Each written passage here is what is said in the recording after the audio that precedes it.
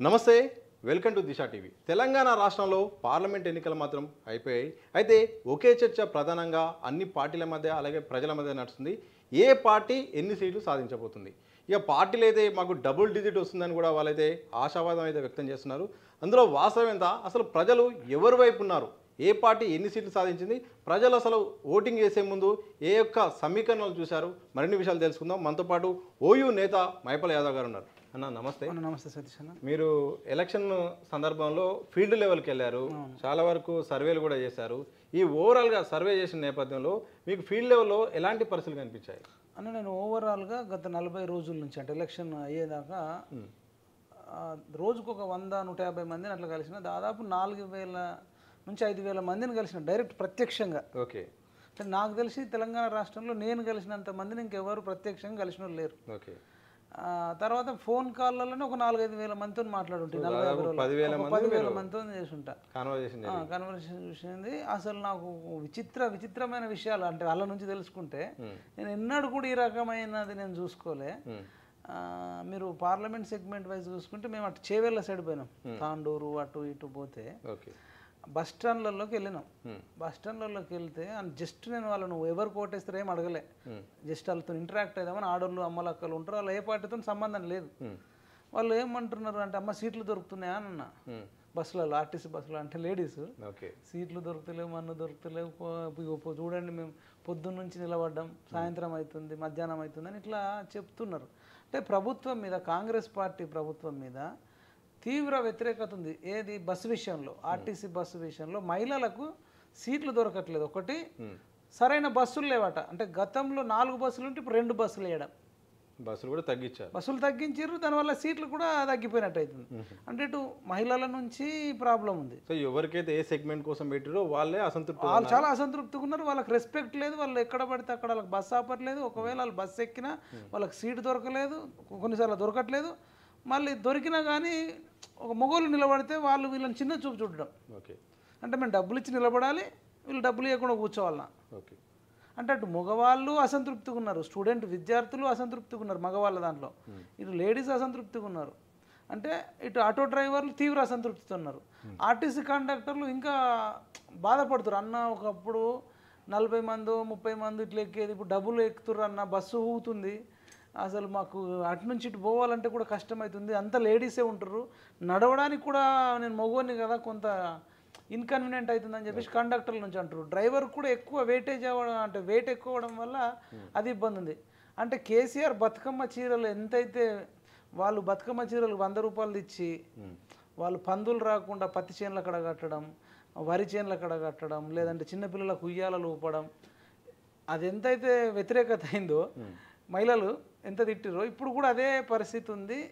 దీనివల్లనే నాకు తెలిసి దాదాపు ఒక 5% ఓట్ బ్యాంకింగ్ ఈజీగా కాంగ్రెస్ పార్టీకి తగ్గే ఛాన్స్ ఉంది. అసంతృప్తి ఆ రేంజ్లో ఉంది. అయితే ఇక సీట్ల గురించి మాట్లాడే ముందు ఇంకొకటి ఏంటంటే 3 ప్రధాన పార్టీల మధ్య పోటీ అని చాలా ప్రచారం జరిగింది. ఇటు బీఆర్ఎస్ 10 ఏళ్ళు అధికారంలో ఉంది, ఇప్పుడు ప్రతిపక్షంలో ఉంది, కేంద్రంలో బీజేపీ అధికారంలో ఉంది, ఇక రాష్ట్రంలో కాంగ్రెస్ ఉంది. మీరు ఫీల్డ్లో చూసినప్పుడు 2 పార్టీల 3 పార్టీల మధ్య ఏదైందా ప్రధానంగా ఏ పార్టీల మధ్య పోటీ కనిపించింది? అయితే నేను అడిగినప్పుడు ఒక 2 క్వశ్చన్లు వ్యాలిడ్ క్వశ్చన్స్ అడిగినన్న. ఫస్ట్ క్వశ్చన్, మీ నియోజకవర్గంలో మనం ఏ నియోజకవర్గం పోతే ఆ నియోజకవర్గంలో అభ్యర్థులు ఎవరు, అభ్యర్థుల పేర్లు. ఫర్ ఎగ్జాంపుల్ చేవెళ్ళి వెళ్ళినాం, కొండా విశ్వేశ్వరరెడ్డి బీజేపీ నుంచి ఉన్నాడు, కాంగ్రెస్ నుంచి రంజిత్ రెడ్డి, బీఆర్ఎస్ నుంచి కాసాని అని అడిగినాం. ఒక క్వశ్చన్ అంటే అభ్యర్థులలో మీకు నచ్చిన వ్యక్తి ఎవరు, బెస్ట్ వ్యక్తి అని. ఒకవేళ పలానా వ్యక్తి అంటే ఎందుకు నచ్చిండు, ఒకవేళ ఒక వ్యక్తి నచ్చిండంటే ఎందుకు నచ్చిండు అని అడిగారు. ఆ క్వశ్చన్ తర్వాత ఇంకో క్వశ్చన్, భారత ప్రధాని ఎవరైతే బాగుంటుంది, రాహుల్ గాంధీ, కేసీఆర్, మోడీ, ఇట్లా అన్నప్పుడు ముక్త కంఠంతో 70 to 80% మోడీ అంటున్నారు. నేను షాక్ అయిపోయినా. అంటే ప్రధాని అభ్యర్థిని, అంటే ట్రెండ్ ఎట్లా నడిచిందో మీరు యూ కెన్ అండర్స్టాండ్. అంటే కొందరు తెలియక ఇప్పుడు రంజిత్ రెడ్డికి ఓటేస్తున్న వాళ్ళు కూడా సెంట్రల్లో 3 ఉండాలన్నారు, కాసాని జ్ఞానేశ్వరరావుకి ఓటేస్తున్న వాళ్ళు కూడా సెంట్రల్లో 3 ఉండాలన్నారు, కొండా విశ్వేశ్వరరెడ్డికి ఓటేసిన వాళ్ళు కూడా సెంట్రల్లో 3 ఉండాలన్నారు. అంటే పార్టీలకు సంబంధం లేకుండా మోడీ ఉండాలనేది నేను విన్నా. ఇది సికింద్రాబాద్లో విన్నా, మల్కాజ్గిరిలో విన్నా, యాదాద్రి భువనగిరి సైడ్ పోయినప్పుడు విన్నాం, నిజామాబాద్ పోయినప్పుడు విన్నాం, కరీంనగర్ గ్రామాల్లో కూడా కనిపించింది. నేను పసుపు రైతుల దగ్గరికి వెళ్ళిన, అంటే ఆడవాళ్ళు రిక్కుతున్నారు, అమ్మ ఎవరు ఓటేస్తారు మరి మీరు అంటే మోడీకి అంటున్నారు. అంటే అభ్యర్థికి సంబంధం లేదు, మరి ఏ గుర్తు అని అడిగిన, మోడీది ఏ గుర్తు అంటే మాకు కోడలికి తెలుసు అంటారు. అంటే అలాది పువ్వు గుర్తు అనే విషయం తెలియదు, బీజేపీ అని కూడా తెలియదు. మోడీ అనేది ఒక రామనామం లాగా, రామనామం వస్తుంది కదా, రామమయం అంటారు, అంతా రామమయం అన్నట్టు అంత మోడీమయం లాగా అయింది. ఏంది రీజన్ అంటే రామ మందిరం కట్టడం కూడా వాళ్ళకి చాలా ప్లస్ అయింది. అంటే వాళ్ళ ఊర్లలో నుంచి చాలా దగ్గరలో నుంచి అయోధ్యకు పోవడం, వీళ్ళు ట్రైన్లు పెట్టడం, మహిళల పట్ల మహిళలకు అది ఒక రకమైన వెళ్ళిపోయింది. అది మళ్ళీ మోడీ మల్కాజ్గిరి రావడము, ఇంకో చేవులకు రావడము, ఇంకా అన్నీ దాదాపు నిజామాబాద్, మన సికింద్రాబాద్ రావడం, చాలామంది లేడీస్ నాకు కొత్త కొత్త విషయాలు చెప్తారు. ఇప్పుడు ఎన్టీఆర్ స్టేడియం కూడా వచ్చిండట మోడీ, ఈ మహిళలందరూ పోయి చూసిర్రు. ఇక మాకు మోడీ వచ్చిండు కాబట్టి వేస్తున్నాం, మాకు ఎవరు రాలే, రాహుల్ గాంధీ రాలే, కేసీఆర్ రాలే అని అంటారు. అయితే ఒక ప్రభుత్వం 10 ఏళ్ళు ఉంటే ఒక సాధారణంగా మనం తెలుగు రాష్ట్రాల చరిత్ర చూసినా కానీ ఒక రకమైన వ్యతిరేకత వస్తుంది. దేశంలో కూడా అలాంటివి జరుగుతుంది. ఎందుకు ఆ వ్యతిరేకత కనిపించలేదు? యాంటీ ఇన్కంపెన్సీ అంటారు, అలాంటి ప్రభావం ఎందుకు పడలేదు అసలు? ఎవరి మీద వ్యతిరేకత? బీజేపీనా? అయితే జనరల్గా మనం ఎప్పుడు కూడా స్టేట్ది మీరు చెప్పిన ఫార్ములా ఏదంటే స్టేట్ వైడ్గానే చెప్పిర్రు. అంటే గతంలో టీడీపీ 10 ఏళ్ళు, తర్వాత కాంగ్రెస్ 10 ఏళ్ళు, టీఆర్ఎస్ 10 ఏళ్ళు అనే యాంగిల్లో చెప్తారు. కానీ దేశం మొత్తం అయితే మరి అప్పుడు బీజేపీ కూడా పెద్దగా ఇప్పుడు 2 సార్లు వచ్చింది, కానీ అప్పుడు లేకుండే, అప్పుడు లేదు. కానీ అంటే అడిగినా నేను ఇదే క్వశ్చన్, మీరు ప్రధాని ఎవరైతే బాగుంటుంది అన్నప్పుడు మోడీ అంటే రీజన్స్ అడిగితే ఎక్కువ మంది లేడీస్ రిలేటెడ్ ఏమో రామ మందిరం కట్టిండు, మాకు 500 ఏళ్ళ నుంచి ఉన్నది అని చెప్పేసి లేడీస్ దాంట్లో ఇది ఉంది. తర్వాత యూత్లో ఏముందంటే అన్న టెర్రరిస్టులు లేరు, బాంబ్ బ్లాస్ట్ లేవు. ఈ గతంలో 2013లో దిల్సుఖ్ నగర్లో కానీ సంజయ్ పార్క్ దగ్గర కానీ బ్లాస్ట్లు అవ్వడము, గోకుల్ చాట్ దగ్గర కోటీలు అవ్వడము, అవి ఇంకా పబ్లిక్ మైండ్లలో అట్లనే ఉన్నాయి. అప్పుడు అవ్వడము ఈ 10 ఏళ్లలో కాకుండా ఉండడం వల్ల టెర్రరిజాన్ని అంతమొందిస్తుండ అనేది బాగా ఇది మెయిన్ బేసిక్ వెళ్ళిపోయింది అన్నట్టు. అబ్బా మళ్ళీ కాంగ్రెస్ వస్తే మళ్ళీ వాళ్ళు టెర్రరిస్టం వస్తుందేమో అనే ఆన్సర్లు వాళ్ళు చెప్పితే నేను విన్నా. అంటే ఈ 2 ప్రధాన కారణాలు బాగున్నాయి. తర్వాత జమ్మూ కాశ్మీర్ ఇష్యూ, 370 ఆర్టికల్ రద్దు చేయడం, అంటే వీళ్ళు ఎవరైతే చెప్తారో ఇవన్నీ చెప్తున్నట్టు కారణం. ఒకప్పుడు జమ్మూ కాశ్మీర్ పోయేదే కాదు, ఇప్పుడు జమ్మూ కాశ్మీర్ పోతున్నాం, ఒకే చట్టం, ఒకే దేశం, ఒకే పౌరసత్వం. ఇంతకుముందు 2 పౌరసత్వాలు ఉండేగా. ఈ రీజన్స్ అన్నీ చెప్తున్నారు అట్లా. ఇక సీట్ల అంశం పైన ఇటు బెట్టింగ్లు నడుస్తున్నాయి, ప్రధాన రాజకీయాల మధ్య చర్చ నడుస్తుంది. జనాలు కూడా అనుకుంటున్నారు ఈ పార్టీకి ఇన్ని, ఆ పార్టీకి ఇన్ని, ఇక బీఆర్ఎస్కు ఇన్ని అని చెప్పుకుంటున్నారు. ఓవరాల్గా ఏ పార్టీకి ఎన్ని సీట్లు వస్తాయంటే మీకు ఏం తెలిసింది? నేనైతే అనుకుంటున్నాను, నేను తిరిగిన దాన్ని బట్టి నా అంచనా ప్రకారం మెజారిటీ అయితే బీజేపీకి వస్తాయి. బీజేపీకి దగ్గర 10 వచ్చినా ఆశ్చర్యపోయిన అవసరం లేదు, 10 కంటే ఎక్కువ వచ్చినా ఆశ్చర్యపోయిన అవసరం లేదు. కాంగ్రెస్ గెలిచే సీట్లు అవుట్ రైట్గా గెలిచేటి 3 సీట్లు. ఒకటి ఖమ్మం, రెండోది నల్లగొండ, మూడోది మహబాద్. ఈ 3 సీట్లలోనే గెలుస్తుంది. ఎందుకంటే అక్కడ బీజేపీ అనేది కంపేర్ టు వేరే జిల్లాలు చూసుకుంటే చాలా తక్కువ ఉంది. వాళ్ళు ఎప్పుడు ఫోకస్ చేయలేదు ఆ సైడ్. కొంత కాంగ్రెస్ ఇప్పుడు పొంగులేటి శ్రీనివాసరెడ్డి ఖమ్మంలో ఉండడం, తర్వాత అటు బట్టి విక్రమార్క, తుమ్మల నాగేశ్వరరావు, అదంతా అనుకూలంగానే అది సెట్ అయిపోయింది. సీట్లు కూడా ఎక్కువ కాంగ్రెస్ ఉంది. ఒకవేళ ఇంకొక 5-6 నెలలు లేట్ వస్తే ఆ ఖమ్మం కూడా చెప్పకపోతుండే, నల్గొండ మహబాద్ కూడా చెప్పకపోతుండే, చెప్పలేం భవిష్యత్తులో. ఎందుకంటే మోడీ వేవ్ అట్లా నడిచింది. ఇప్పుడు ఇది ఒక్క దగ్గర మొదలైంది, ఎక్కడనో. అది ఎట్లా మొదలైంది, ఏం మొదలైంది మరి సోషల్ మీడియా ద్వారా తెలియదు. 2 నెలల కిందట మోడీ వేవ్ లేదు. ఓకే, అయితే మీరు ఏమన్నారు, ఇప్పుడు 10 సీట్లు వచ్చినా ఆశ్చర్యం లేదు బీజేపీకి, అలాగే కాంగ్రెస్ 3 అవుట్ రైట్గా గెలుస్తాయి. ఖమ్మం, నల్గొండ, మహబాద్, ఈ 3 అయిపోయినాయా. ఎంఐఎం పార్టీ ఏమో హైదరాబాద్లో గెలుస్తుంది, 4 అయిపోయినాయి. ఇంకా 13 సీట్లు ఉన్నాయి, 13. ఎంఐఎం ఒకటి పక్క, 4 సీట్లు అయిపోతే ఇంకా 13 ఉంటాయి. ఈ 13 బీజేపీ గెలిచినా ఆశ్చర్యపోవడం అవసరం లేదు. 13 ఇది టఫ్ పోటీ ఇస్తుంది. ఓకే, అంటే ఎందుకు చెప్తున్నా అంటే ఈ 13 మళ్ళీ అవుట్ రైట్గా గెలిచేటి 7-8 సీట్లు ఉన్నాయి. ఆదిలాబాద్ గన్ షాట్, అసలు తిరుగులేదు, ఆ రేంజ్లో ఉంది అసలు. ఎందుకంటే అక్కడ 4 బీజేపీ ఎమ్మెల్యేలు ఉన్నారు. బీజేపీకి వ్యతిరేకత ఉన్నప్పుడే 4 ఎమ్మెల్యే సీట్లు కొట్టిరు. ఆదిలాబాద్లో పాయల్ శంకర్ అన్న, తర్వాత సిర్పూర్లో హరీష్ బాబు, నిర్మల్లో మహేశ్వర్ రెడ్డి, తర్వాత ముదోల్లో రామారావు పటేల్. అప్పుడే అంత వ్యతిరేకత ఉన్నప్పుడు వచ్చింది. ఇప్పుడు కవితను అరెస్ట్ చేయడం, తిహార్ జైల్లో పెట్టడం, ఆమె ఏడవడం, ఆమె నిన్ననే ఆర్ఎస్ ప్రవీణ్ కుమార్ నిన్న చూసి వచ్చారు, బాలకసుమన్ చూసి వచ్చారు. కానీ అంతకుముందు కేటీఆర్ పోవడం, హరీష్ రావు పోవడం, అంటే మంచి పని చేసి తెలంగాణ ప్రజలు మోడీ వేవ్ రావడానికి వన్ ఆఫ్ ద రీజన్ కవిత కూడా అనుకోవచ్చు. ఓకే, మొన్నటిసారి రేవంత్ రెడ్డి సీఎం కావడానికి కవితనే సపోర్ట్ చేసింది. సపోర్ట్ అంటే ఆమె ఓటేయమని చెప్పలే, ఆమెను అరెస్ట్ చేయకపోవడం వల్ల బీజేపీ బీఆర్ఎస్ ఒకటే అని చెప్పేసి ఒక నరేటివ్ బిల్డ్ అయింది. కవితను అరెస్ట్ చేయకపోవడం వల్ల, అంటే ఆడదాని వల్ల బీఆర్ఎస్ కూలిపోయింది, అప్పుడు బీజేపీ కూలిపోయింది. రేవంత్ రెడ్డి థ్యాంక్స్ చెప్పాల్సి వస్తే కవితకు లైఫ్ లాంగ్ రుణపడి ఉండాలి. ఆమె కనుక అరెస్ట్ అయి ఉంటే కాంగ్రెస్ పార్టీ రాకపోతుండే. ఈరోజు అరెస్ట్ చేయడం వల్ల ఇప్పుడు బీజేపీ వాళ్ళు థ్యాంక్స్ చెప్పాలి ఒక రకంగా. అంటే అప్పుడేమో రేవంత్ రెడ్డి లైఫ్ లాంగ్ రుణపడి ఉండాలి కవితకు. ఆమె కనుక ఈ ఏడుపులు పొడబొబ్బులు పెట్టకుండా జ్వరం వచ్చింది, కాలు ఇరిగింది, ఇది బీజేపీ కుట్ర, ఆ కుట్ర, ఈ కుట్ర అని తప్పించుకొని ఏదో లాయర్ని పెట్టుకొని ఇంకెవరినో ఈడీ ఆఫీసర్ను కొనుక్కొని మొత్తానికి రకరకాలుగా చేసి కోట్లాది రూపాయలు ఖర్చు పెట్టి ఆమె అరెస్ట్ కాలే. అసలు ఆమె లిక్కర్ స్కామ్లో ఇరుక్కోవడము, అరెస్ట్ కాకపోవడం రేవంత్ రెడ్డికి వరమైంది. ఓకే, ఇప్పుడు ఆమె అరెస్ట్ అవ్వడం బీజేపీకి వరమైంది. సరే, మీరు బీజేపీ గురించి మాట్లాడుతున్నారు కాబట్టి బీజేపీ సిట్టింగ్ 4 ఎంపీ సీట్లు ఉన్నాయి. ఫస్ట్ వార్డు గురించి చెప్పండి. ఒకటి ఆదిలాబాద్ అయిపోయింది. ఆదిలాబాదు అసలు వేరే ఆలోచన లేదు, మీరు రాసుకోండి. జూన్ 4న రిజల్ట్ వచ్చినప్పుడు నిజామాబాదు గన్ షాట్ నాది, నిజామాబాదే. నేను ఓటేసిన అంటే మా ఊర్లో మైలారంలో, అక్కడ కూడా మా విలేజ్లో కూడా ఒకప్పుడు బీజేపీ పెద్దగా లేదు. మా సొంత ఊర్లో పడితే బీఆర్ఎస్కి ఎక్కువ పడేది, తర్వాత కాంగ్రెస్కి పడేది. అసెంబ్లీ ఎలక్షన్లో కూడా వాళ్ళిద్దరి మధ్యలో పోటీ. కానీ ఈసారి తెలియని వాళ్ళు కూడా పల్లెటూళ్ళలో ఉపాధి పనికి పోయేటోళ్ళు, అమ్మలు అక్కలు చదువు రాని వాళ్ళు కూడా అందరు పువ్వు అంటారు కదా, అందరు మోడీ అంటారు కదా. ఈ 2 తప్ప ఇంకా వేరే తినబల్లే. దాని తర్వాత నేను ఓటేసినాక పక్కకు సంజీవ్ అని ఉంటున్నాడు, మా ఫ్రెండు, మోతేకి తీసుకెళ్ళాడు, అటు సైడ్ పోయినాం, వేల్పూర్ పోయినాం. అట్లా ఒక 10-20 ఊర్లు ఉట్టేస్తే ప్రతి 10 మందిలో 6-7 ఊరు మోడీ పువ్వు అంటారు.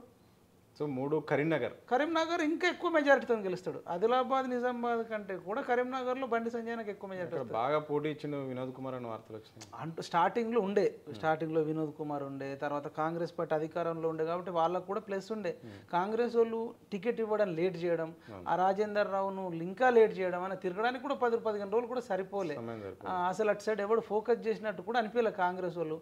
మళ్ళీ ఈ క్యాండిడేట్ కూడా పెద్దగా ఇక్కడ పోరాటం చేసి కొట్లాడింది లేదు. తర్వాత రాహుల్ గాంధీది మోడీది చూసుకున్నప్పుడు అసలు రాహుల్ గాంధీ పేరు చాలా తక్కువ మంది చెప్తున్నారు, 100లో ఒక 10-20 మందే చెప్తున్నారు. ఇవన్నీ మైనస్. ఇక వినోద్ రావు అంటవా, వీళ్ళు స్టార్టింగ్లో ఉరికినంత తర్వాత ఉరకలే. ఈ కవితను అరెస్ట్ చేయడం కూడా వినోద్ రావు మీద ఇంపాక్ట్ పడ్డది. మళ్ళీ వీళ్ళు కేటీఆర్ కేసీఆర్ కూడా వీళ్ళు ఓవర్ యాక్షన్ చేయడము, ఈయన బజ్జీలు తినడం, కేసీఆర్ ఏదో ఇందల ఇక్కడ అక్కడ ఇక్కడ కలిసి ఎప్పుడు లేని విధంగా బజ్జీ తినడం, అంటే యాక్టింగ్ అనిపిస్తుంది. అంటే ఇది సినిమాలో యాక్టింగ్ చేస్తుండే కేసీఆర్ అనేది బాగా వెళ్ళిపోయింది. అంటే ఈ వ్యతిరేకత బండి సంజయ్కి ప్లస్ అయింది. ఒకటి ఆయన ప్రజా సంగ్రామ యాత్ర చేయడం, ఒక 1 month 2 months నుంచి ముందుగా అన్ని ఊర్లు తిరగడము, ఇవన్నీ కూడా ఆయన మీద ఆల్రెడీ కొంత సింపతి ఉంది. మొన్న ఎమ్మెల్యే కూడా ఓడిపోయిండు, ఆయన ఆల్రెడీ కష్టపడడానికి ఉంది. ఇక మోడీ వేవ్ ఆ 2 కలిపి హిందుత్వం అనేది ఇంకా కరీంనగర్లో ఒక పీక్స్లో ఉంది.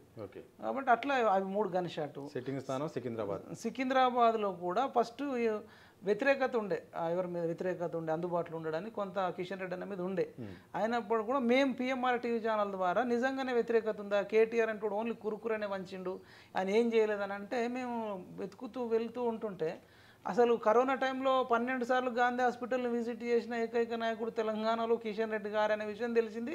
అది మన పిఎంఆర్ టీవీ ద్వారా చెప్పినాం. ఆక్సిజన్ ప్లాంట్లు పెట్టించిండు, అంటే ఎంతోమందికి అనేది మా ద్వారా ఛానల్ ద్వారా కూడా చెప్పిన. కానీ మరి బీఆర్ఎస్ అభ్యర్థి పద్మారావు గారు పజ్జనాన్ని ముద్దుగా పిలుచుకుంటారు, ప్రజానేత, ప్రజల మధ్యలో ఉంటారని ఒకటి పేరు. మరోవైపు దానం నాగేందర్ సిట్టింగ్ ఎమ్మెల్యే ఖైరతాబాద్ చెందిన ముగ్గురు హైదరాబాద్కు చాలా ప్రజల దగ్గరుండే నేతలు. వీళ్ళ మధ్య కాంగ్రెస్ ప్రజలు ఎట్లా డిసైడ్? అయితే మీరు వాళ్ళు హైదరాబాద్కి ఎవరు, హైదరాబాద్కి సంబంధించి సికింద్రాబాద్ ఇది కదా, సికింద్రాబాద్ దానం నాగేందర్ ఎప్పుడు ఖైరతాబాద్ దాటి పెద్దగా తిరిగిన వ్యక్తి కాదు. ఒకటి దానం నాగేందర్కి ఒక పేరు ఏముందంటే ఎక్కడ పచ్చగుంటే అక్కడ పోతాడు. అంటే గొర్రెలు బర్రెలు ఎడ్లు ఏంటంటే ఎక్కడ పచ్చగా మేత ఉందనుకో అక్కడ పోయి మేస్తాయి అన్నట్టు. అది ఆయన మీద బాగా ఇంపాక్ట్ ఉంది. ఆయన మీద పార్టీలు మారే వ్యక్తి అని అదే ప్రభుత్వం వచ్చినాక కూడా ప్రజాభవన్కి వెళ్ళి ఒక 20-30 మంది వెళ్ళి యాదవులు వాళ్ళు వీళ్ళు వీడు మా భూమి లాక్కున్నాడు, వీడు కబ్జా కూర అనేది వాళ్ళు పెద్ద ప్రొజెక్ట్ చేసిర్రు. రేవంత్ రెడ్డి కూడా పార్టీ మారినోడు రాజీనామా చేయకుండా మారితే రాళ్లతో కొట్టి చంపాలనే వీడియోలు అప్పుడు ఇప్పుడని అంటే ఇక్కడ ఆయన క్రెడిట్ వైడల్లో వచ్చినా వీడు పంజాబ్ గుట్టలో థియేటర్ కాడ బీడీలు పట్టేటోడు బీడీలు అమ్ముకునేటోడు అని చెప్పేసి గతంలో రేవంత్ రెడ్డి అన్న మాటలు దానం నాగేందర్ క్రెడిబిలిటీని మొత్తం దెబ్బతీసినాయి. మరి బీడీలు పట్టేటోని ఎందుకు తెచ్చుకున్నావు, భూములు కబ్జాలు తెచ్చుకున్నావు, ఇట్లా ఆయన అసలు పోటీలే లేడు. హిందువులు అనేటోళ్ళు చాలా తక్కువ మంది వేసారు దానం నాగేందర్కు, ఆయనకు ముస్లింలు ఓట్లు వేసారు. కానీ మళ్ళీ మీరు అన్న పజ్జన్నకు కూడా ఏంటంటే సికింద్రాబాద్లోనే పజ్జన్న, సీతాఫల్ మండో, వారస్ కూడానో, పద్మారావు నగర్ పార్కో, ఈ చుట్టుపక్కల అడ్డగుట్టనో ఇక్కడ అక్కడ ఉంది. ఈయనకు అంబర్పేటకు పోతే పద్మారావు అంటే ఎవరు అంటారు, అంబర్పేటలో సనత్ నగర్లో ఎవరు అంటున్నారు, ఖైరతాబాద్లో ఎవరు అంటున్నారు, ముషీరాబాద్ కొంచెం దగ్గర ఉంటుంది కాబట్టి కొంత ఆనుకొని కొంత రామ్నగర్ సైడ్ ఆయనకు ఉంది. ఈయన ఎంత చుట్టూ ఆయన నియోజకవర్గం కొంత పక్కకు ఆనుకొని తప్ప పజ్జన్నకు ఇంకా వేరే దగ్గర లేదు. కాబట్టి అసెంబ్లీలో ఆయన గెలిపించారు, ఆయన అసెంబ్లీకి ఉండమంటే మళ్ళీ ఎంపీకి పోతుంటాడు అనేది కూడా ఉంది. ఈయన ఇప్పుడు ఓడిపోయినా నష్టం లేదు, ఇక్కడనే ఉంటాడని అందరికి తెలిసిపోయింది, దానం నాగేందర్ తెలిసిపోయింది. వీళ్ళు ఒకవేళ ఓడిపోయి ఉంటే మీరు అన్నట్టు పద్మారావు ఓడిపోయి ఇప్పుడు ఎంపీగా పోటీ చేసి కొంత తిరిగితే కొంత ఉంటుండేనేమో. ఇంకొకటి ఏంటంటే కేసీఆర్ పార్టీ నుంచి గెలిచినా ఒకటే గెలవకున్న ఒకటే అనేది పబ్లిక్లోకి వెళ్ళి ఇప్పుడు పజ్జన్నకు ఉన్నది ఎవరు, మొత్తం అన్ఎడ్యుకేటెడ్, ఎడ్యుకేషన్ అంటే పెద్దగా చదువుకోని వాళ్ళు, స్కూల్ డ్రాప్ అవుట్ అయిన వాళ్ళు, తర్వాత కొంతమంది ముస్లిమ్స్ అంటే వాళ్ళ వ్యాపారం చేసుకునేటోళ్ళు, ఎటువంటి రాజకీయ పరిజ్ఞానం లేని వాళ్ళు మాత్రమే పజ్జన్నకు ఉన్నారు. మాస్ క్లాస్ ఒక ఎడ్యుకేటెడ్ ఒక టీచర్ని అడిగితే అసలు ఆయనకి ఎందుకు వేయాలి, ఆయన ఆల్రెడీ ఎమ్మెల్యే కదా, ఈయన వల్ల రేపు బై ఎలక్షన్లు వస్తాయి కదా. ఎడ్యుకేటెడ్ అనేటోడు ఒక్కడు కూడా బీఆర్ఎస్తో లేడు. ఎడ్యుకేటెడ్స్ అనేటోడు ఎంప్లాయీస్ అనేటోళ్ళు చదువుకున్న వాళ్ళు పేపర్ చదివేటోడు కూడా దాదాపు కాంగ్రెస్తో కూడా లేరు. ఇప్పుడు వీళ్ళు నమ్ముకున్నది ఒకటే, ముస్లిం ఓట్లను నమ్ముకున్నారు, అది పెద్ద మైనస్ అవుతుంది. తద్వారా కిషన్ రెడ్డి గారు చేసిన పనులు కూడా పిఎంఆర్ టీవీ ఛానల్ ద్వారా ఆయన ఒక 20,000 మందికి ఉపాధి శిక్షణ ఇప్పించిండు. అవన్నీ మేము బయటకు తీసిన తర్వాత కొంత ఆ నెగిటివిటీ తగ్గింది. ఓకే, అన్నిటికి మించి ప్రతి ఒక్కరు కూడా మేము మోడీని చూసి ఓటేస్తామనేది కూడా వెళ్ళిపోయింది. సికింద్రాబాద్లోనే ఎక్కువ ఉంది మోడీ అవా. సో మొన్న జరిగిన మన రాష్ట్ర ఎన్నికల్లో మాత్రం 3 జిల్లాలో బాగా ఇంపాక్ట్ చూపించింది కాంగ్రెస్ పార్టీ. అత్యధిక ఎమ్మెల్యేలు ఇటు వరంగల్ నుండి, ఖమ్మం నుండి, నల్గొండ నుండి వచ్చాయి. సో 3 జిల్లాల్లో ఓవరాల్గా అక్కడ ఎలక్షన్ పోలింగ్ ఎట్లా జరిగింది, ఎవరెవరు గెలిచే అవకాశం? అదే ఇప్పుడు ఆల్రెడీ ఖమ్మంది అవుట్రైట్గా కాంగ్రెస్ నో డౌట్, మహబాద్ కాంగ్రెస్ నో డౌట్, వరంగల్లో కూడా ఆరూరు రమేష్కు కావ్యకు మధ్యలో జరిగింది. కావ్య గెలిచేదే కానీ వీళ్ళు మత్తు టీఆర్ఎస్ వాళ్ళు బాగా నెగిటివ్ చేసేసారు. రాజయ్య షిఫ్ట్ అయింది, అదే ఆయన ముందు నుంచే కడియం శ్రీగారి అదే పార్టీలో ఉండి పోటీ చేస్తే ఈజీ అవేమో. వీళ్ళు టికెట్ ఇచ్చిన తర్వాత వదిలేసుకోకపోవడం వల్ల ఈ బీఆర్ఎస్ వాళ్ళంతా వాళ్ళ మీద కోపంతో మొత్తం ఆరూరు రమేష్కి ఓటు షిఫ్ట్ చేసేసారు. వరంగల్లో ఈ కాంగ్రెస్ గెలవద్దు, కడియం కావ్య గెలవద్దు అనేది బాగా వెళ్ళిపోయింది. అది మెజారిటీ నియోజకవర్గాలలో ఇప్పుడు ఈ రేవంత్ రెడ్డి చేసిన క్యాంపెయిన్ ఉంది కదా, కేసీఆర్ లాగుల తొండలేస్తా లేదంటే ఆయన కడుపు జీర్చి ఆయన పేగులు తీసి నా మెడలు వేసుకుంటా అనే మాటలు ఆ బీఆర్ఎస్ వాళ్ళు జీర్ణించుకోలేకపోయారు. మేము ఎట్లా వీడు ఓడిపోతాం, మేము ఓడిపోయే బదులు ఓడిపోతూ అంటే ఎవడన్నా బాయిలో పడ్డప్పుడు చేతి అంటే నేను ఎట్లా మునిగిపోతున్నాను కిందిలో అవుతారు కదా అట్లా. ఇప్పుడు ఇలా బీజేపీకి ప్లస్ పాయింట్ ఏంటంటే బీఆర్ఎస్ ఓట్లు అసెంబ్లీ ఎలక్షన్లు వేసిన వాళ్ళు 70% ఆఫ్ ది బీఆర్ఎస్ ఓటర్స్ అన్ని సెగ్మెంట్లలో బీజేపీకి వేసిర్రు. ఓకే, అది అడ్వాంటేజ్. వరంగల్లో కూడా ఆరూరు రమేష్ గెలవబోతాడు. ఆరూరు రమేష్ అని అదృష్టవంతుడు, ఆయన మీద చాలా ఆరోపణలు ఉన్నా కానీ ఈ మోడీ హవాలో లేదంటే రేవంత్ రెడ్డి మీద కోపంతో అట్లా జరిగింది. ఇక భువనగిరి విషయానికి వస్తే రాష్ట్రంలో అత్యధిక ఓటింగ్ శాతం నమోదైన నియోజకవర్గం అది. ఎందుకు అంతగా ఓటింగ్ పెరిగింది, పెరిగిన ఓటింగు ఏ పార్టీకి అనుకూలంగా మారింది? ఖచ్చితంగా అది తగ్గఫర్ ఉంటుంది, వీళ్ళకి గెలుస్తారని చెప్పలేము. బూరనర్సన్ నాకు మంచి పేరుంది, కంపేర్ టు క్యామ మల్లేష్, చామల కిరణ్ కుమార్ రెడ్డి ఎవరు గుర్తుపడతలేరు. ఆయన ఎప్పుడు ఢిల్లీలో ఉంటాడు లేదంటే హైదరాబాద్లో ఉంటాడు అనేది బాగా వెళ్ళింది. ఈయన సిట్టింగ్ ఎంపీ అవ్వడం అడ్వాంటేజు. అయితే అది కాంగ్రెస్ కంచుకోట. అక్కడ బూర నరసాయి గౌడ్ కాకుండా వేరే వాళ్ళకు కనుక బీజేపీ టికెట్ ఇస్తే అసలు పోటీలో ఉండేది కాదు. కానీ ఈయన మంచి క్యాండిడేట్కి టికెట్ ఇవ్వడం, అక్కడ కూడా ఎడ్యుకేటెడ్స్ ఎంప్లాయీస్ అంతా కూడా కొంత బీసీలు కూడా ఇప్పుడు రెడ్లకే ఇస్తారా, మరి బీసీలలో లేరా అనే దాంట్లో కాంగ్రెస్ వాళ్ళు కూడా ఇంటర్నల్గా చామల కిరణ్ కుమార్ రెడ్డి ఇష్టం లేక ఈ రెడ్డి ఫీలింగ్, ఈ రెడ్డి డామినేషన్ ఏందనేటోళ్ళు కూడా క్రాస్ ఓటింగ్ జరిగింది. ఈవెన్ బీఆర్ఎస్ వాళ్ళు కూడా క్యామలేష్ ఎట్లా గెలవడు కదా, గుద్దిపడే బీజేపీకి అనేది కూడా నడిచింది. మాక్సిమం గెలిచే అవకాశాలు ఎక్కువనే, కానీ కోమటిరెడ్డి బ్రదర్స్ సర్వశక్తులు ఒడ్డడం, రేవంత్ రెడ్డి వాళ్ళకి ఆఫర్ ఇవ్వడం, నువ్వు గెలిస్తే నీకు మంత్రి పదవి ఇస్తానడం, అక్కడ అంతా కూడా బలంగా పనిచేసిర్రు. వీళ్ళు ఎట్లున్నాయంటే కాంగ్రెస్ ఓట్లు బలవంతంగా ఏపీయాలి అంటే ఎత్తుకపోయి వెయ్యిరా దండం పెడతాం రా, 500 ఇస్తాం, 1000 ఇస్తాం, 2000 ఇస్తాము, ఈసారి గెలిపియండి అని ఈ రకంగా ఉంది. వాళ్ళది ఎట్లుందంటే ఈసారి వేసేయిపోరా, మోడీని చూసేయి, పువ్వుకేయి, నువ్వు ఓడికి వేస్తున్నారా, నేను మోడీకి వేస్తున్నా, పువ్వుకి వేస్తున్నా అని బండి మీద ఎక్కువ పోయేద్దాం అంటే వాళ్ళకి రూపాయి ఇవ్వకపోయినా అంటే అట్లా జరిగింది. ఎలక్షన్ వేవ్ అంతా కూడా ఈ బీజేపీకి వేసిన వాళ్ళు, మోడీకి వేసిన వాళ్ళు స్వచ్ఛందంగా గతంలో వాళ్ళు బీఆర్ఎస్కి వేసిన వాళ్ళు ఉన్నారు, కాంగ్రెస్కి వేసిన వాళ్ళు ఉన్నారు. వీళ్ళు రేవంత్ రెడ్డి తీసుకున్న నిర్ణయాలు కూడా కాంగ్రెస్ వాళ్ళకి నచ్చలే. దానం నాగేందర్కి టికెట్ ఇవ్వడం, రంజిత్ రెడ్డికి టికెట్ ఇవ్వడం, పట్నం సునీతారెడ్డికి టికెట్ ఇవ్వడం, కడియం కావ్యకి టికెట్ ఇవ్వడం, కాంగ్రెస్లో ఈ రేవంత్ రెడ్డికి బుద్ధి చెప్పాలా, మనం పని చేయొద్దని ఎడ్లు కదా కాండెత్తేసి పడిపోయినట్టు ఎత్తేసి అప్పుడు దాకా ఉన్నారు. ఈవెన్ వాళ్ళు కూడా కాంగ్రెస్ ఓటేళ్ళిపోయి ఓటు వేయని కాంగ్రెస్ వాళ్ళు కూడా ఉన్నారు. కాంగ్రెస్లో ఓటేయలేదా? ఓటు వేయకుండా ఎవరికి వేసినా వేస్ట్ అని చెప్పేసి ఇంట్లో వన్నోళ్ళు కూడా ఉన్నారు. ఓకే, పాలమూరు విషయానికి వద్దాం. పాలమూరులో 2 ఉన్నాయి ఉమ్మడి పాలమూరులో. ఒకటి పాలమూరు అవుతుంది, మరొకటి నాగర్ కర్నూలు. ఒకటి ఎస్సీ రిజర్వ్డ్ నాగర్ కర్నూలు. అక్కడ ఆర్ఎస్ ప్రవీణ్ కుమార్ ఈసారి బీఆర్ఎస్ నుండి పోటీ చేస్తున్నారు, మల్లు రవి కాంగ్రెస్ నుండి, భరత్ బీఆర్ఎస్ నుండి. ఎట్లా ఉంది అక్కడ? ఫస్ట్ కాంగ్రెస్కి ఎక్కువ ఉండే. ఈ కాంగ్రెస్ వాళ్ళు ఏం చేశారంటే మళ్ళీ బీఆర్ఎస్ గువ్వల బాలరాజు బాధితులు వాళ్ళు వీళ్ళు బాధితులు కాంగ్రెస్లో చాలామంది ఉన్నారు. అక్రమ కేసులు పెట్టిన గువ్వల బాలరాజు కానీ మిగతా ఆ సెగ్మెంట్లో ఉన్న కాంగ్రెస్ నాయకులు పెడితే మళ్ళీ ఎవడైతే కేసులు పెట్టిండో వీళ్ళ మీద వాళ్ళని తీసుకొని కాంగ్రెస్లో కలుపుకున్నాడట. బీఆర్ఎస్ వాళ్ళను కాంగ్రెస్లో కలుపుకోవడం వల్ల మల్లు రవికి అది చాలా మైనస్ అయింది. వీళ్ళు కూడా మళ్ళీ రవికి బుద్ధి చెప్తాం, గతంలో నేను ఎంపీగా ఉన్నప్పుడు పెద్దగా ఏం చేసింది లేదు, మళ్ళీ నాకు యాటిట్యూడ్ ఎక్కువ, అహంకారం ఎక్కువ, పిసినారి అనేది ఎక్కువ వెళ్ళిపోయింది. పిసినారి తీసుకెళ్ళి రూపాయి తీయడు, పెద్ద బిల్డప్లు ఇస్తాడు, ఫీల్ అవుతాడు అనే ఫీలింగ్ ఎక్కువ ఉంది. తర్వాత ఎస్సీ మాదిగలు ఇవ్వకుండా మాలలకు ఇచ్చిర్రు, ఉన్నాయన్నీ మాలలకు ఇస్తారా అని చెప్పేసి మందకృష్ణ మాదిగ అక్కడ పోయి మీటింగ్ పెట్టడం, వరంగల్కి వెళ్ళి మీటింగ్ పెట్టడం, ఈ మాదిగలకు టికెట్లు ఇవ్వకపోవడం కూడా చాలా మైనస్ అయింది. అట్లా మల్లు రవిని కాంగ్రెస్ వాళ్ళే బొంద పెడతారు. ఈవెన్ ఆర్ఎస్ ప్రవీణ్ కుమార్ని కూడా క్యారెక్టరు ఇదేంది కేసీఆర్ను తుక్కు నలిపేసి పిసికి వాడు దొంగ 1,00,000 కోట్లు తిన్నాడు, కవిత కూడా మొత్తం 40,000 కోట్లు మింగిందని చెప్పి ఇలా ఆయన ప్రవర్తన చూస్తుర్రు. ఇక అసలు శ్రీరామ రక్ష నేను దేవుడని ఇప్పుడు అంటుండు. అహో మొన్ననే రాక్షసుడు అన్నావు, ఇప్పుడు దేవుడు అంటున్నావు అనేది ఆర్ఎస్ ప్రవీణ్ కుమార్ను బీఆర్ఎస్ తీసుకోవడం వల్ల ఆర్ఎస్ ప్రవీణ్ కుమార్కు నష్టమైంది, ఇటు బీఆర్ఎస్కు నష్టమైంది. ఆర్ఎస్ కుమార్ రంగ ప్రవేశంతో బీఆర్ఎస్ ఇంకా డ్యామేజ్ అయిపోయింది. పనిచేసింది డ్యామేజ్ మల్లురావు మీద వ్యతిరేకత. అదే భరత్కు మంచి పేరు ఉంది, అక్కడ కూడా ఎడ్యుకేటెడ్స్ వాళ్ళు వీళ్ళు నేను తిరుగుతుంటే అన్న మేము మోడీకి వేస్తామని అంటారు షాపులో వాళ్ళు వీళ్ళు. అయితే ఈసారి స్టార్ క్యాంపెయినర్లు ఎవరు బీజేపీకి అనుకుంటారు? బీజేపీ కార్యకర్తలు కాదు, ఎడ్యుకేటెడ్స్ ఉంటారు కదా, కిరాణా షాప్ ఉన్నోళ్ళు, లేదంటే ప్రొఫెషనల్ జాబ్ చేసేటోళ్ళు, టీచర్ జాబ్ చేసేటోళ్ళు, సాఫ్ట్వేర్ జాబ్ చేసేటోళ్ళు, జర్నలిస్టులు, వీళ్ళు అంతా ఏం చేశారంటే పొద్దున ఊరికి ఉండరు కదా, 5 గంటలకు లేచి పార్కులకు పోతారు. నేను పోయిన Indira park, Sundarayya park, Padmarao park, అన్ని పార్కులలో పోతే ఉస్మాన్ యూనివర్సిటీ ల్యాండ్స్కేప్ అంతా పోతే అలా ముచ్చటైందనుకుంటారు. లాస్ట్ 20 రోజులు ఈసారి ఎవడు కోటేద్దాం, పలానోడు బీజేపీకి అంటాడు, ఇంకొకైనా కాంగ్రెస్ కంటే, ఇంకోటి బీఆర్ఎస్ కంటే. ఈ బీజేపీ క్యాండిడేట్లు అంటే నార్మల్గా బీజేపీకి సపోర్ట్ చేసేటోళ్ళు వీళ్ళు బీజేపీ వాళ్ళు గారు.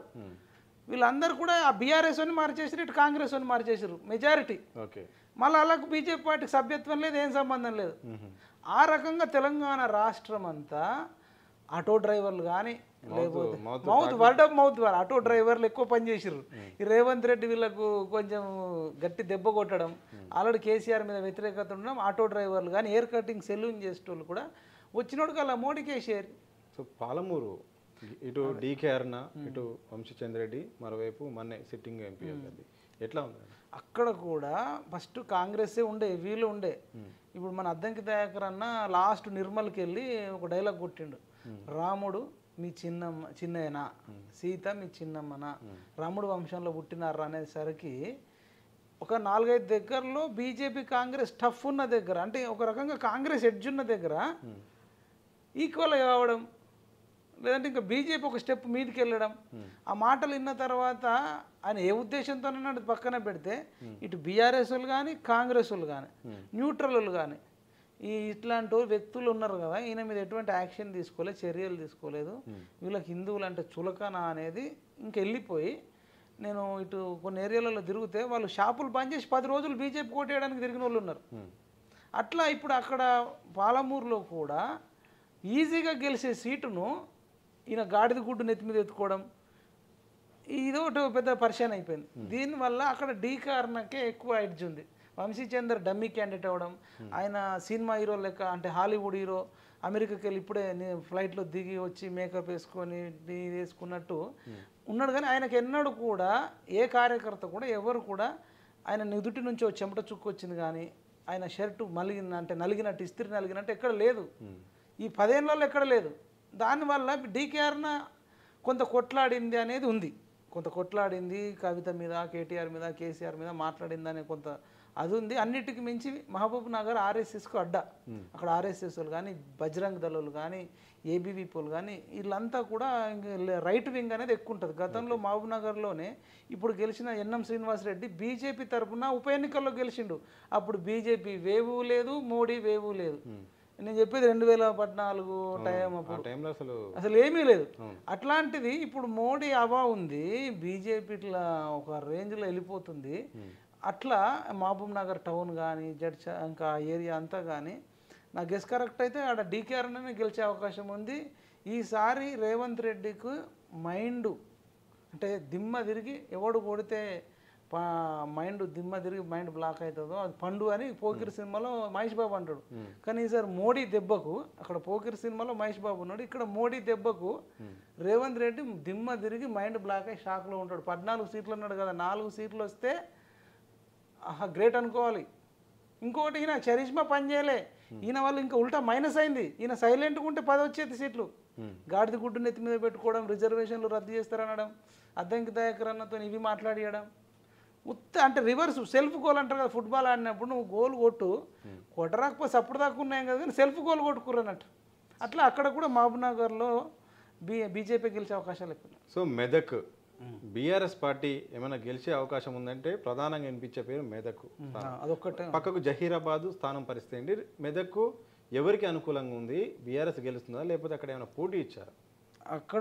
అక్కడ బీఆర్ఎస్కు కొంచెం ఓట్లు బాగానే పడతాయి. సిద్దిపేటలో కానీ, గజ్వెల్లో కానీ, ఇక్కడ కొంత ఆడుకోరు హరీష్ రావు ఫ్యాన్స్ కానీ వీళ్ళంతా ఉండి బలవంతంగా భయపెట్టో బతిలాడో అన్నీ కొంత చేసి ఇచ్చారు. అక్కడ బీఆర్ఎస్కు బీజేపీకి మధ్య పోటీ జరుగుతుంది. నీలం మధు ముదిరాజ్ అనే వ్యక్తి అక్కడ 3rd ప్లేస్ అంకితమవుతుంది. రఘునందన్ రావు మీద కూడా చాలా అంటే కార్యకర్తలకు కొంత వ్యతిరేకత ఉన్నప్పటికీ కూడా మేము మోడీని చూసి వేస్తామన్నా అని చెప్పేసి మెజారిటీ ఆఫ్ ది ఎడ్యుకేటెడ్స్ అంతా కూడా ఏపిచ్చిర్రు. తగ్గఫర్ జరిగే అవకాశం ఉంటుంది రఘునందన్ రావుకు, వెంకటరామరెడ్డికి. వెంకటరామరెడ్డి అంటే ఇష్టం లేకపోయినా అక్కడ కేసీఆర్ ముఖం చూసి ఆ గజ్వేల్లో కొన్ని రోడ్లు వేసిండను, లేకపోతే కొంత మీద కూడాను, చింతమడు కూడాను 10 లక్షలు ఇచ్చారు కదా, ఇంటికి 10 లక్షలు ఇచ్చారు కాబట్టి ఆ కేసీఆర్ ముఖం చూసినా చింతమడుకోలు వేస్తారు. హరీష్ రావు కూడా కొంత అక్కడ ఇక్కడ అన్ని భయపట్టించుడు, బెదిరించుడు, బతిలాడు, గడ్డం బతిలాడు, ఇది ఒక్కటి ఓడిపోతే ఇక మేము బీఆర్ఎస్ మొత్తం క్లోజ్ అయిపోతుంది, మా బతుకు బస్ స్టాండ్ అవుతుంది, మా మామ నన్ను తిడతాడు, కనీసం నాకు మెజారిటీ రావాలని చెప్పేసి ఆయన ఎన్ని కష్టాలు పడ్డాడో, ఇక జీవితంలో ఎన్నడూ లేనంత కష్టాలు పడ్డాడు. అయినా కానీ చాలామందికి మనసులో ఈ నోడగొట్టాలి, ఆ నరరూప రాక్షసుడు ఎంతోమందిని బ్లాక్మెయిల్ చేసిండు, బెదిరించిండు, అందితే జుట్టు లేకపోతే కాళ్ళు, అసలు ఏమీ లేనోడు ఇంత పెద్ద పొజిషన్కి ఎట్లా పోయిండు అనేది ఉంది. నాకు తెలిసి అక్కడ కూడా హరీష్ రావుకు మైండ్ బ్లాక్ అయినా ఆశ్చర్యపోయిన అవసరం లేదు. వెంకటరామరెడ్డి మీద విపరీతమైన నెగిటివ్ ఉంది. అయినప్పుడు కూడా బలవంతంగా ఓటుకు 2000 వంచిర్రు, పటాన్ చెరువులోనే వంచిరని కాంగ్రెస్ వాళ్ళు చెప్పిర్రు. మరి ఇండైరెక్ట్గా రేవంత్ రెడ్డి ఇట్లా ఏమన్నా సపోర్ట్ చేసిండా మనకు తెలియదు. బీఆర్ఎస్ వాళ్ళు డబ్బులు వంచిర్రు, కాంగ్రెస్ వాళ్ళు నాకు కంప్లైంట్ ఇస్తారు. కాంగ్రెస్ ప్రభుత్వం ఉంది కదా, అంటే ఏమో మరి రెడ్డి ఫీలింగ్లో ఏమన్నా జరిగిందా, రెడ్లంతా ఏకమై మరి వెంకటరామరెడ్డిని ఏమన్నా చేస్తారా అనేది మనకు తెలియదు. కానీ రెడ్లు కూడా ఇవ్వాలి సార్ మెజారిటీ. తెలంగాణలో నేను ఎక్కువ మందిని కలిసిన దాంట్లో చాలామంది బెస్ట్ స్పీకర్గా రెడ్లు కూడా మాట్లాడారు. అన్న మరి మేము బీజేపీకి వేస్తాం, మోడీకి వేస్తాం అని అంటే, ఎందుకన్నా మరి ఇక రేవంత్ రెడ్డి రెడ్డే కదా, మరి రెడ్డిలంతా మాకే ఇస్తారు అంటున్నారు కదంటే, అన్న రెడ్డి ఏముందన్న ఈ దేశంకి ఎన్నికలు, రెడ్డి అంటే మొన్న అసెంబ్లీ ఎన్నికలు వేసినాం, గెలిపించినాం, అయిపోయింది. ఈయన చూసుకోమాను, అనవసరంగా మోడీ జోలికి పోవద్దని, మోడీని ఇంకెక్కువ తిడితే అంత ఎక్కువ ఈయన బదనం అవుతాడు. అది దేశ సమగ్రతకు దేశ రక్షణకు సంబంధించి ఆర్మీ బలోపేతం అవుతుంది, టెర్రరిజం తగ్గిపోయింది. ఇప్పుడు రేవంత్ రెడ్డి ముఖం చూసి ఓటేస్తే మా దిల్సుఖ్నగర్లో బాంబు పెడితే మరి అప్పుడు రేవంత్ రెడ్డి ఏం చేస్తాడు అని వాళ్ళు ఉల్టా నాకు చెప్తారు. అట్లా రెడ్డిలందరూ కూడా మెజారిటీలో రెడ్డిలు ఎడ్యుకేటెడ్స్ ఉన్నారు, మంచి ప్రొఫెషన్లో ఉద్యోగస్తులు ఉన్నారు, వ్యాపారం చేసే వాళ్ళు ఉన్నారు. వీళ్ళందరూ 90% ఆఫ్ ది రెడ్డిలు బీజేపీ పట్టుకేసారు తెలంగాణలో. సో మల్కాజ్గిరి, చేవెళ్ళ ఈ రెండు పార్లమెంట్ పైన కూడా బాగా చర్చ జరిగింది. చాలా ప్రధానమైన అభ్యర్థులు కూడా బరిలో ఉన్నారు. ఎట్లా అంది? అదే చేవెళ్ళలో గన్షాట్గా కొండా విశ్వేశ్వరరెడ్డి గెలుస్తున్నారు, గన్షాట్ నో డౌట్. వీళ్ళు ఓన్లీ ముస్లిం ఓట్లనే నమ్ముకున్నారండి. ఎవరు కాంగ్రెస్ వాళ్ళు ముస్లిం ఓట్లు వేస్తే సరిపోతుందని వీళ్ళు ముస్లింల మీదనే ఫోకస్ చేసి పెట్టిరు. అక్కడ హిందువుల ఓట్లు మైనస్ అవుతున్న విషయం వీళ్ళు ఎరగలే. మల్కాజ్గిరిలో కూడా ఈటల రాజేందర్ బలమైన క్యాండిడేట్ అవ్వడం, పట్నం సునీతారెడ్డి ఆమెకు అసలు మొత్తంకే మాట్లాడరాకపోవడం చాలా మైనస్. అక్కడ బలమైన క్యాండిడేట్ ఇస్తే ఉంటుండేనేమో. ఫస్ట్ డిసైడ్ అయ్యారు, మా ఎంపీ ఈమె అయితే మాకేం చేస్తుంది, ఈమె అసలు ఏం మాట్లాడతలేదు కదా. మళ్ళీ వీళ్ళకి అసలు పట్టులేదు. ఇక్కడ మార్వాడీలు ఎక్కువ ఉంటారు, అది ఎడ్యుకేటెడ్స్ ఎక్కువ ఉంటారు, వ్యాపారవేత్తలు ఎక్కువ ఉంటారు. వీళ్ళంతా అవుట్రేట్గా బీజేపీకి ఇస్తామని చెప్తున్నారు. వీళ్ళ కాంగ్రెస్కి ఇప్పుడు వేసేది ఎవరు? ముస్లింలు, అన్ఎడ్యుకేటెడ్స్, వీళ్ళు ఎక్కువ ఉన్నారు. అంటే కూలి పని చేసే వాళ్ళకి ఎవరికి 500 2 ఇది నమ్ముకున్నారు. అంతేగాని మరి ఒక కాన్సెప్ట్ క్రియేట్ చేద్దాం, మేము ఈ పని చేస్తాం, ఉచిత విద్య ఇస్తాం, ఉచిత వైద్యం ఇస్తాం, లేదంటే దేశాన్ని వాళ్ళకంటే బాగా చేస్తామని తీసుకుపోకుండా గాడిద గుడ్డును నమ్ముకున్నారు.